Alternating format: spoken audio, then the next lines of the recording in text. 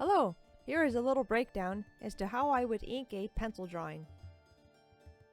I start by blocking in shapes to designate where I want the characters to be and the general gesture. And then from there I do further detailing of the sketch. I am using a Papermate Sharp Writer. I got a pack of these at Target. You can use any pencil you want, as long as it's easy to erase later.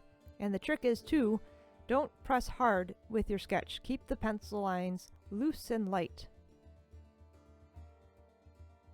And there, a finished sketch. Time to ink. Next I am going over the sketch with a Kiritake brush pen. And once the main lines are done, I go in for some texture. It's not always easy to get a good line from the same position, so I move the paper around in any manner that I find necessary for making good lines.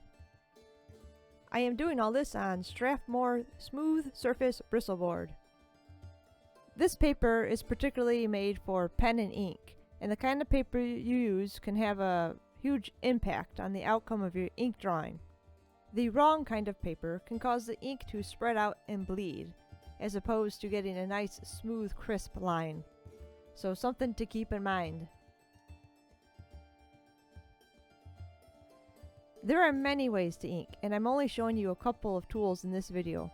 But what's important is to experiment, explore, and use what makes you happy. While we have some time, I will tell you my favorite joke. A man walks into a bar. The end. The best advice I can give you if you are learning to draw is to remember to have fun. To fill in the big black areas, I am using a Pentel brush pen.